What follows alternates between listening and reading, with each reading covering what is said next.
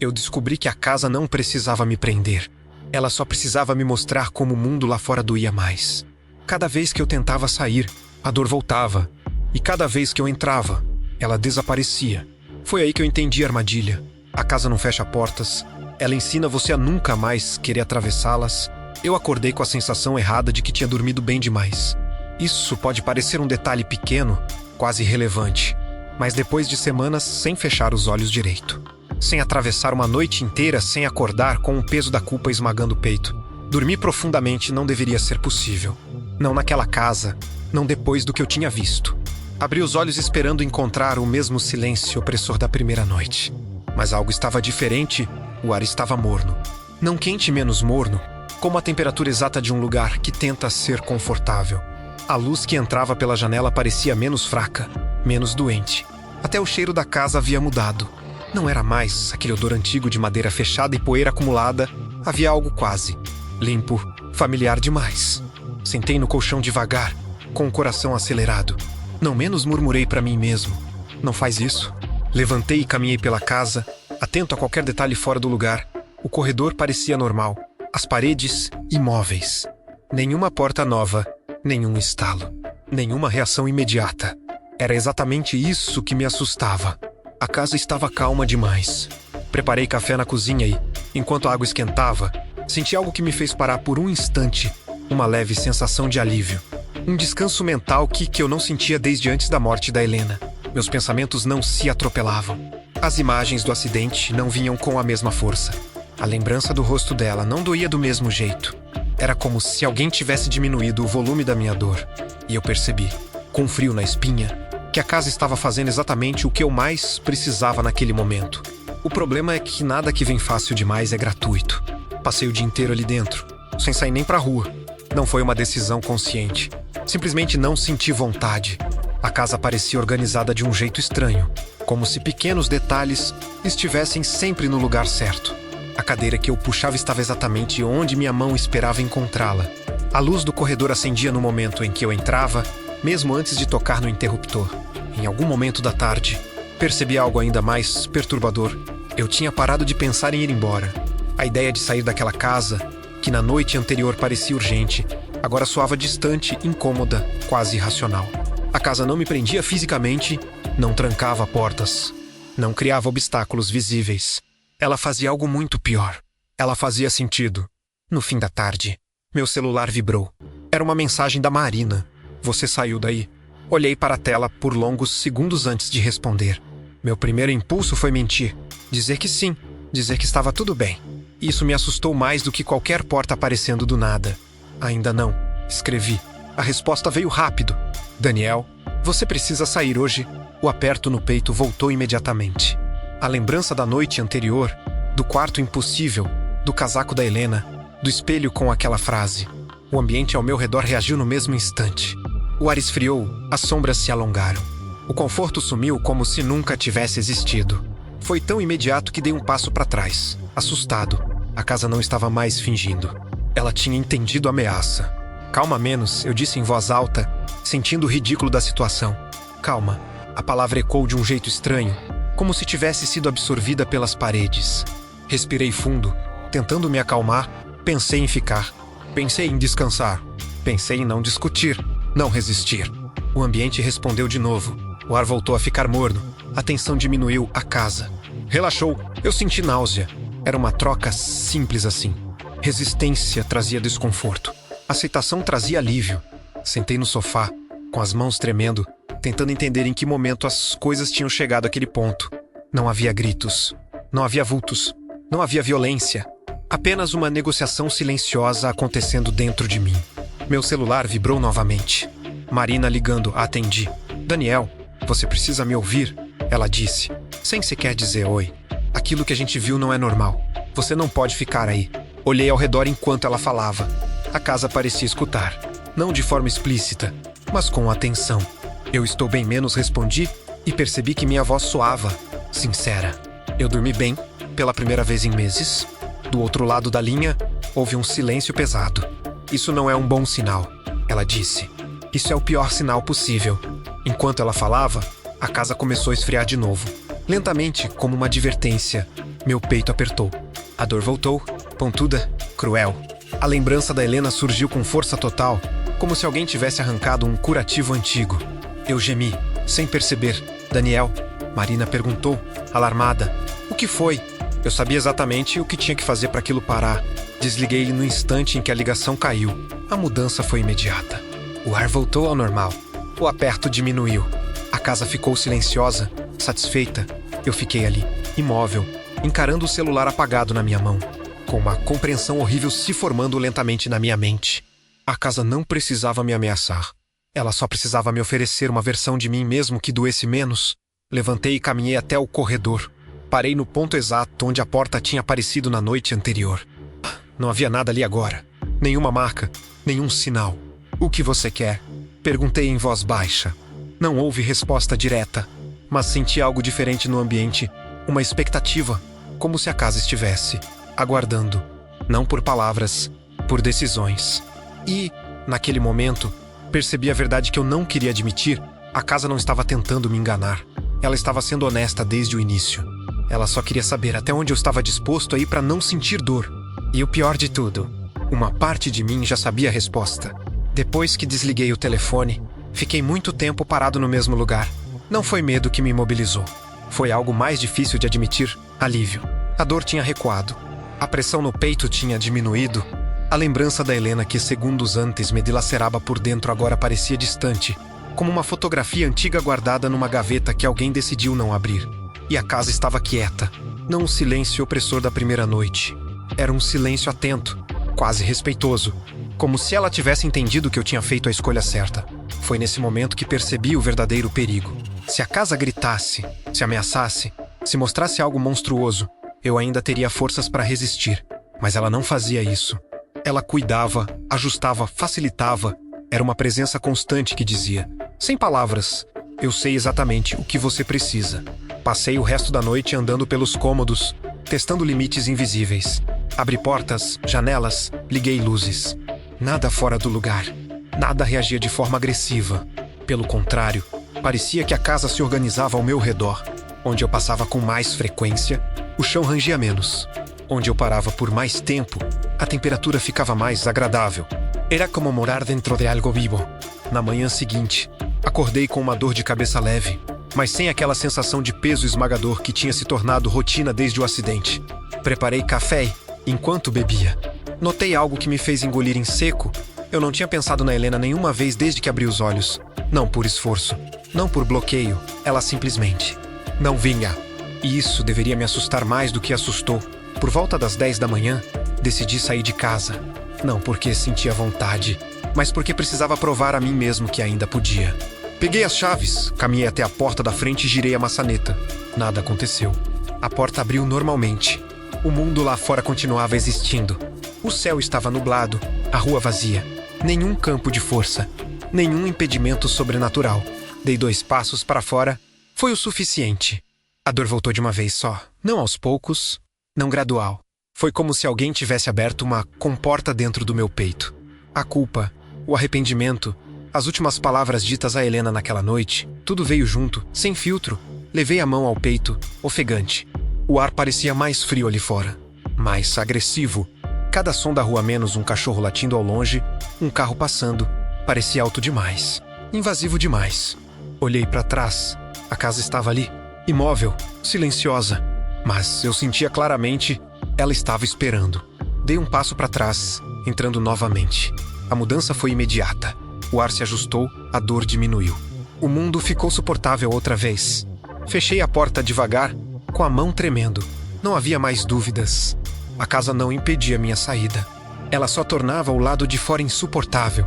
Sentei no chão da sala, encostado na parede, tentando organizar os pensamentos. Eu não estava preso fisicamente. Eu estava sendo condicionado, como um animal que aprende rápido demais onde está a recompensa e onde está a punição. Foi então que ouvi algo novo. Não um som externo, mas interno. Um pensamento que não parecia totalmente meu. Você pode descansar aqui. Fechei os olhos com força, respirando fundo. Não menos murmurei. Isso não é real. Mas a casa não respondeu com palavras. Ela respondeu com sensações. O cansaço acumulado dos últimos meses começou a pesar nos meus músculos. Um sono profundo, convidativo, começou a se espalhar pelo meu corpo. Lembrei do aviso da Marina. Lembrei do quarto impossível. Lembrei do casaco da Helena. E, mesmo assim, deitei no sofá. Dormir naquela tarde foi fácil demais. Sonhei que estava na sala, exatamente como estava, mas a casa era maior por dentro. Os corredores se estendiam além do possível. Portas surgiam e desapareciam conforme eu passava. Em cada cômodo, havia objetos que eu reconhecia, menos coisas da minha vida, com a Helena menos, mas dispostos, como se alguém tivesse tentado recriar memórias sem entender totalmente o que elas significavam. No sonho, ouvi passos atrás de mim, não me virei. Acordei com o sol já se pondo, o corpo pesado e a mente estranhamente calma. Por alguns segundos, não soube onde estava, e isso me deu pânico. Levantei rápido demais, tonto, tentando recuperar algum senso de urgência. Caminhei até o corredor e parei novamente no local onde a porta costumava aparecer. Isso não é justo, disse em voz alta. Você não pode escolher por mim. A casa respondeu do único jeito que sabia. A dor voltou, não tão forte quanto antes. Apenas o suficiente para lembrar que ela ainda existia, que não tinha ido embora, só estava guardada. Entendi então a regra que estava se formando.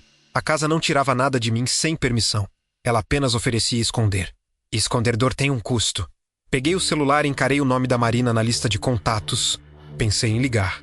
Pensei em pedir ajuda. No mesmo instante, senti o ambiente se contrair levemente. Como um músculo se preparando, minha mão tremeu. Guardei o celular no bolso. A casa relaxou. Foi ali, sentado no escuro da sala, que percebi a verdade mais perturbadora até agora. A casa não precisava me quebrar. Ela só precisava esperar eu entregar, pouco a pouco, tudo aquilo que me fazia querer ir embora. E eu já tinha dado mais do que deveria. Naquela noite, eu não acendi nenhuma luz, não por medo, mas porque percebi que a casa parecia preferir assim. A escuridão não era total menos, a lua entrava pelas janelas altas, espalhando sombras longas pelo chão da sala. Sombras que não pareciam exatamente ligadas a nada. Elas se esticavam demais, como se quisessem alcançar coisas que não estavam ali. Sentei novamente no sofá, exausto, não fisicamente. Era um cansaço mais profundo, emocional, como se cada pensamento tivesse peso. O silêncio era tão denso que parecia pressionar meus ouvidos. O que você quer de mim? Perguntei, num sussurro. Nenhuma resposta, mas o ar mudou. A temperatura ficou ligeiramente mais quente. A sensação de aperto no peito diminuiu outra vez. Não sumiu completamente menos, a casa nunca fazia isso de uma vez. Ela dosava, como alguém que sabe exatamente o quanto dá para manter o outro dependente. Fechei os olhos por alguns segundos. Quando abri, algo estava diferente. Na mesinha de centro, havia um objeto que não estava ali antes. Meu coração disparou. Era pequeno, simples, um porta-retratos de madeira clara, com um vidro levemente embaçado. Eu reconheceria aquele objeto em qualquer lugar. Levantei devagar, com medo de que, se me movesse rápido demais, ele desaparecesse. Peguei o portrato com as mãos trêmulas. A foto era minha e da Helena, não uma foto qualquer. Era aquela que tínhamos tirado no último verão, na praia. Eu lembrava perfeitamente do momento, do vento forte, do cabelo dela entrando nos olhos, da risada logo depois do clique, mas aquela foto estava errada, não no conteúdo. Estávamos ali, sorrindo, mas a imagem parecia ter sido corrigida. Mais luminosa, mais calma. Na foto, não havia nenhuma sombra no rosto dela, nenhum traço de cansaço, nenhuma das marcas que eu sabia que já existiam naquela época, mesmo que eu fingisse não ver. Era como se a casa tivesse ajustado a memória. Isso não é real, menos murmurei. A dor no peito voltou imediatamente. Um aviso curto, precisos, a casa não negava. Ela negociava. Sentei novamente, o porta-retratos ainda nas mãos. Quanto mais eu encarava a imagem, mais uma sensação perigosa crescia dentro de mim. Conforto. Não aquela saudade que rasga, mas algo mais suave, quase doce. Era isso que ela devolvia, não a pessoa, mas a versão da lembrança que machucava menos. E eu entendi o truque. A casa não criava nada novo. Ela rearranjava o que já existia dentro de mim.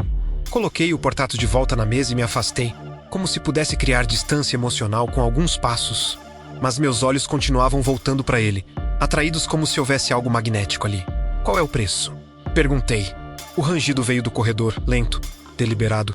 Não era um som agressivo. Era quase educado, como alguém batendo a porta antes de entrar. O corredor parecia mais comprido do que antes. As paredes estavam levemente mais próximas uma da outra.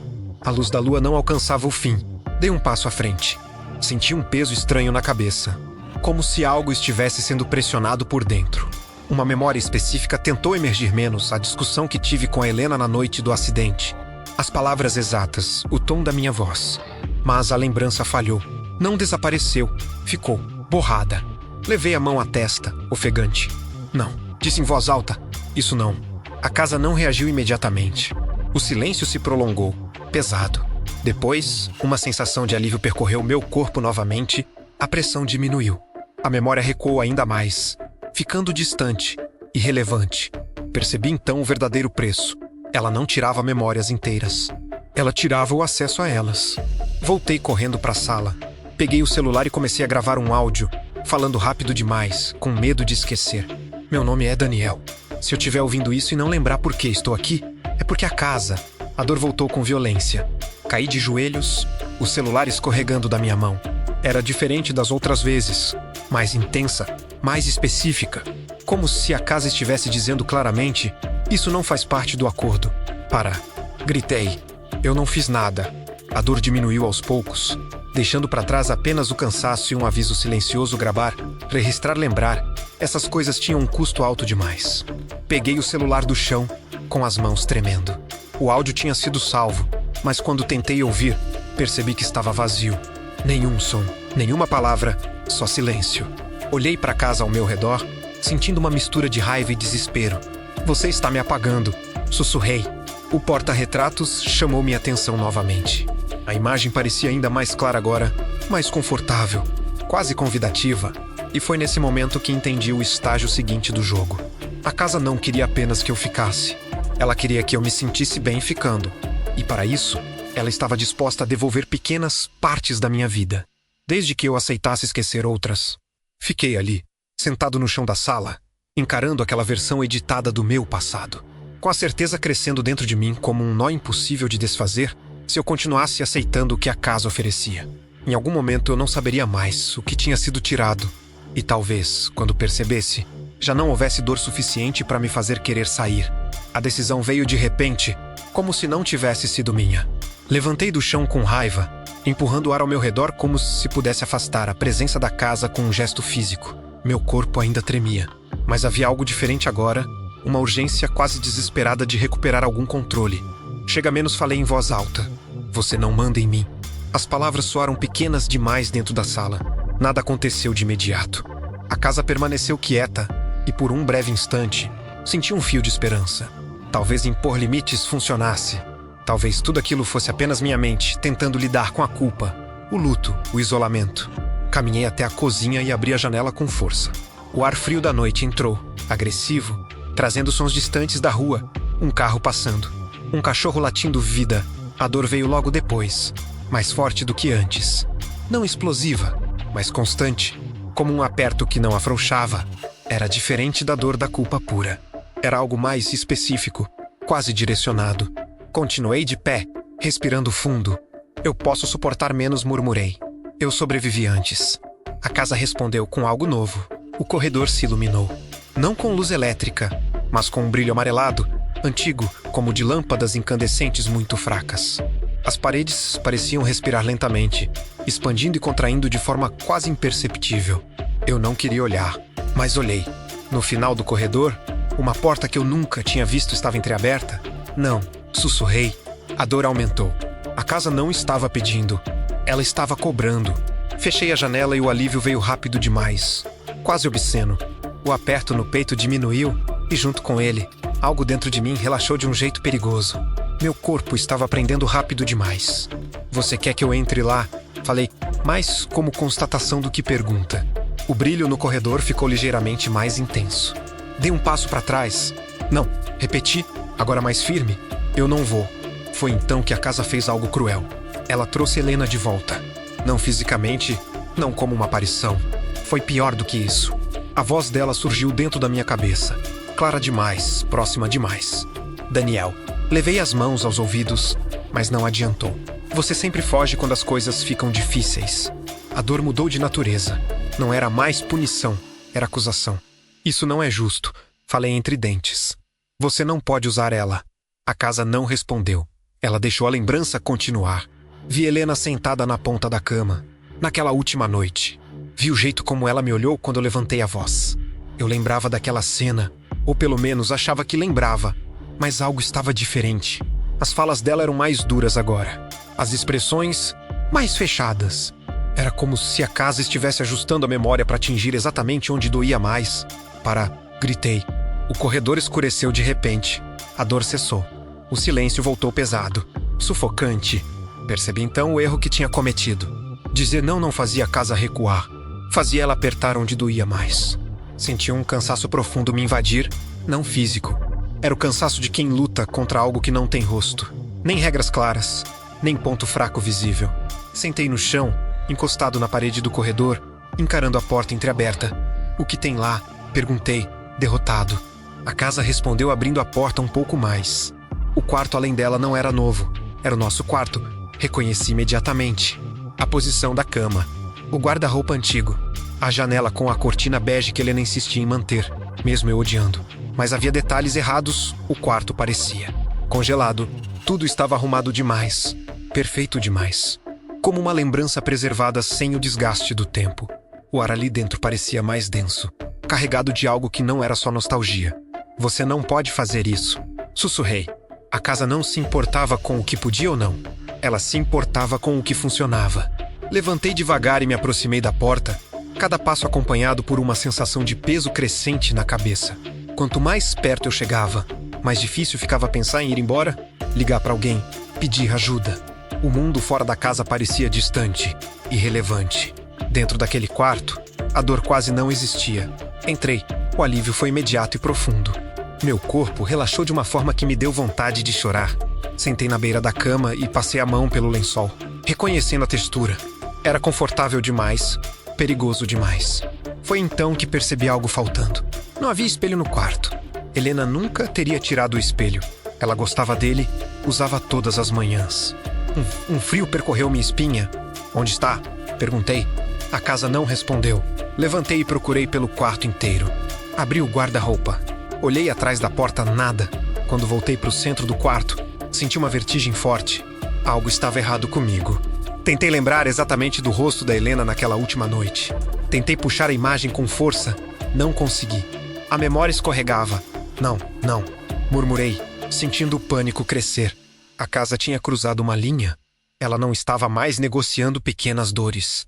Ela estava mexendo naquilo que definia quem eu era. Saí do quarto cambaleando, o coração acelerado, e parei no corredor, respirando com dificuldade. Eu disse não. Falei, com a voz quebrada. Eu disse não. O corredor escureceu completamente. A dor voltou, mais intensa do que nunca. Foi ali, no chão frio, com o corpo tremendo e a mente falhando, que entendi a verdade mais cruel até agora. A casa não aceitava limites. E toda vez que eu tentasse impor ela arrancaria algo em troca. Não sei quanto tempo fiquei no chão do corredor. O tempo dentro da casa não passava como deveria. Às vezes escorria rápido demais. Às vezes parecia estagnado. Como se cada segundo fosse uma decisão esperando para ser tomada. Meu corpo estava exausto, mas minha mente continuava girando, tentando agarrar fragmentos de algo que eu sentia estar escorrendo pelos dedos. A dor tinha diminuído novamente. Esse era o padrão. Sempre vinha forte, sempre me dobrava, e depois recuava, deixando um vazio confortável demais. A casa nunca me deixava quebrado por completo. Ela me queria funcional. Levantei com dificuldade e caminhei até a sala. O porta-retratos ainda estava na mesa, exatamente onde eu tinha deixado. A imagem de mim e da Helena parecia mais nítida agora. Ou talvez fosse minha percepção que estivesse piorando. Sentei no sofá, encarando aquela versão polida do meu passado. Você venceu menos, murmurei. O que mais você quer? O silêncio se prolongou. Então, algo diferente aconteceu. Não foi uma sensação física. Não foi dor, nem alívio. Foi clareza. Por um breve instante, tudo pareceu se alinhar dentro da minha cabeça. As emoções ficaram organizadas, como se alguém tivesse arrumado uma bagunça antiga. Eu conseguia pensar sem esforço. Respirar sem peso foi assustador. A casa não estava me pressionando. Ela estava me mostrando como poderia ser. Fechei os olhos. Quando abri novamente, percebi que não estava mais sozinho na sala. A cadeira em frente ao sofá estava ocupada. Não por uma pessoa, mas por uma presença. Não tinha forma definida. Não tinha rosto. Era como uma distorção no ar. uma ausência sólida. Meus olhos escorregavam sempre que eu tentava focar diretamente nela. Então é assim que você se mostra menos, falei, com a voz fraca. A presença não respondeu com palavras. Ela respondeu com uma sensação de compreensão. Como se dissesse, não importa como eu pareço, importa o que eu faço. Você está me apagando menos, continuei. Está mexendo nas minhas memórias. A sensação mudou levemente, não de culpa, de correção. A casa não via aquilo como um apagamento. Via como alívio seletivo. Imagens começaram a surgir na minha mente, uma após a outra. Momentos da minha vida com Helena que não doíam, risadas, conversas banais, silêncios confortáveis. Isso não é real, sussurrei. A presença se inclinou levemente para a frente. E então, finalmente, veio a proposta. Não em palavras, mas em entendimento puro. A casa não queria tudo de mim, não ainda. Ela queria algo específico, tempo, não no sentido literal, não anos ou datas.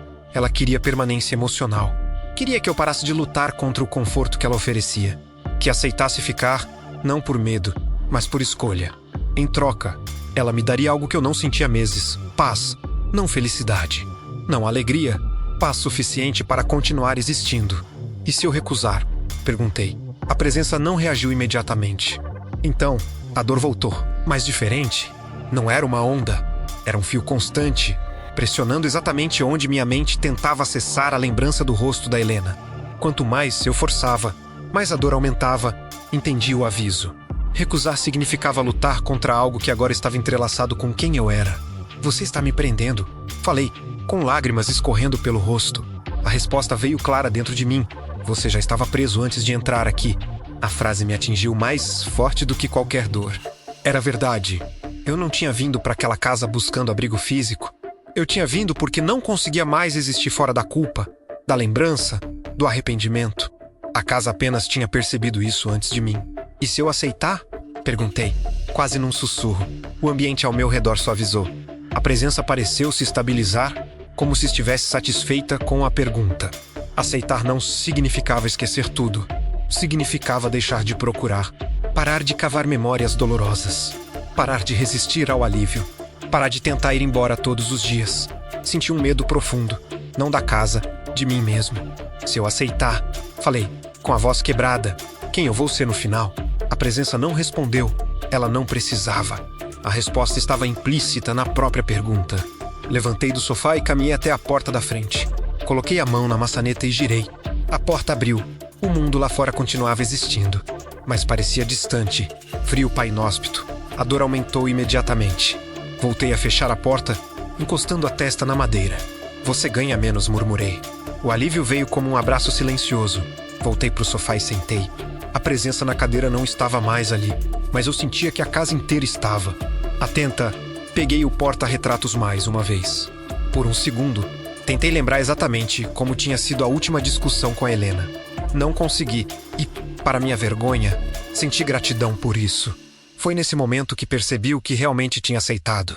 Não um acordo explícito, não um pacto formal, mas algo muito mais perigoso, a disposição de deixar a casa decidir o que eu precisava lembrar para continuar aqui. A casa não queria minha obediência total ainda.